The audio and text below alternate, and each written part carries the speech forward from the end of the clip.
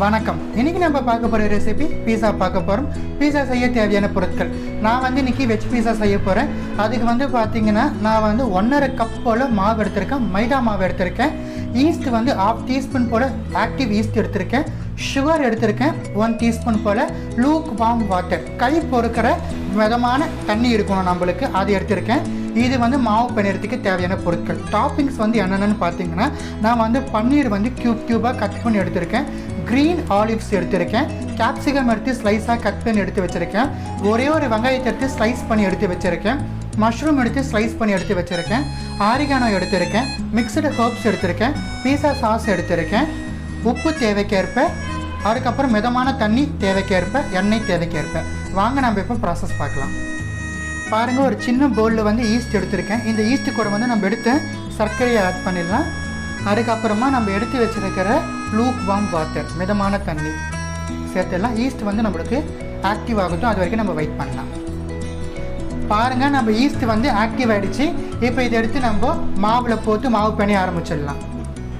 மாவு வந்து ஒரு அகலமான பவுலில் ட்ரான்ஸ்ஃபர் பண்ணியிருக்கேன். இப்போ இந்த மாவுக்கு தேவையான உப்பு சேர்த்துடலாம். நம்ம ஆக்டிவ் பண்ண ஈஸ்ட்டை ஆட் பண்ணிடலாம்.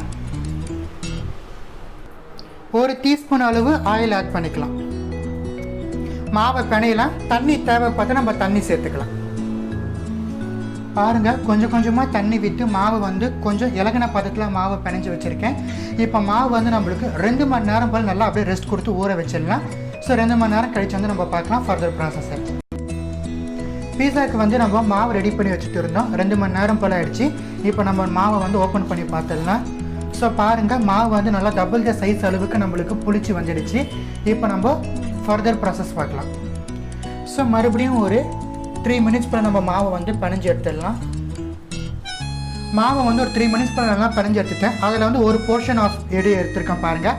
அது வந்து நம்ம பீஸா வந்து நம்ம எதில் செட் பண்ண போகிறோமோ அந்த பிளேட்லேயே வந்து நான் வந்து இன்றைக்கி மாவு எடுத்து வச்சுட்டேன். இது வந்து நான் வந்து இன்றைக்கி குக்கரில் பண்ண போகிறேன், அவனில் பண்ண போகிறதில்ல. ஸோ நான் நார்மல் ஒரு எவர் சில்வர் பிளேட் எடுத்துக்கிறேன். இப்போ வந்து நம்ம மாவை வந்து கையிலே வந்து பரப்பிக்கலாம். கையிலேயே வந்து மாவை நம்ம ஸ்ப்ரெட் பண்ணிட்டோம். இப்போ ஒரு ஃபோர்க் ஒன்று எடுத்துக்கலாம். நம்ம ஃபோர்க் எடுத்துகிட்டு நம்ம ஹோல் போட்டுடலாம் மாவில்.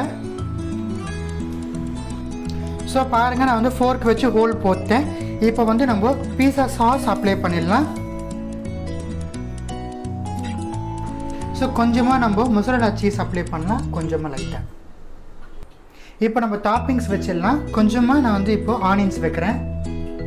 இப்போ நம்ம கேப்சிகம் வைக்கலாம். இப்போ நம்ம மஷ்ரூம் வச்சு நம்ம கார்னிஷ் பண்ணலாம். இப்போ நம்ம பன்னீர் அரேஞ்ச் பண்ணிடலாம். இப்போ நம்ம ஆலிவ்ஸ் ஆட் பண்ணிடலாம். இப்போ நம்ம மிக்சடு ஹர்ப்ஸ் ஆட் பண்ண போகிறோம். கொஞ்சமாக ஆரிகானோ ஆட் பண்ணிக்கலாம். ஃபைனலாக நம்ம மறுபடியும் சீஸ் ஆட் பண்ணிடலாம்.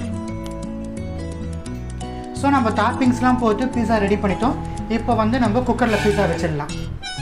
பாருங்கள், குக்கரில் வந்து நான் சால்ட் போட்டுட்டு அதுக்கு மேலே ஒரு ஸ்டாண்ட் வச்சுருக்கேன். 15 மினிட்ஸ் போல் ப்ரீ ஹீட் பண்ணியிருக்கேன். இப்போ வந்து நம்ம ரெடி பண்ண இந்த பீஸா பிளேட் வந்து உள்ளே வச்சிடலாம். நம்ம பாருங்கள், நம்ம வந்து டியூப் போடக்கூடாது, ஒயிட் கட்டர், அதே போல் விசில் போடக்கூடாது.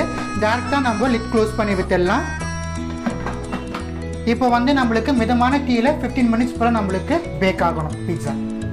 ஸோ பாருங்கள், 15 மினிட்ஸ் போல் ஆகிடுச்சு. நம்ம பீஸா வந்து ஓப்பன் பண்ணி பார்த்துடலாம். ஸோ சீஸ்லாம் நல்லா மெல்ட் ஆகிடுச்சு. நம்மளுக்கு பீஸா வந்து நல்லா வெந்துடுச்சு. நம்ம எடுத்துடலாம். ஸோ பாருங்கள், ரொம்ப சுவையாக பீஸா வந்து அவனே இல்லாமல் குக்கரில் எப்படி செய்யுதுன்னு உங்களுக்காக நீங்கள் செஞ்சு காமிச்சிருக்கேன். மறக்காமல் இந்த பீஸா உங்கள் வீட்டில் செஞ்சு சாப்பிட்டு பார்த்து எப்படி இருந்துச்சுன்னு கமெண்ட் செக்ஷனில் தெரிவிச்சிடுங்க. நன்றி, வணக்கம்.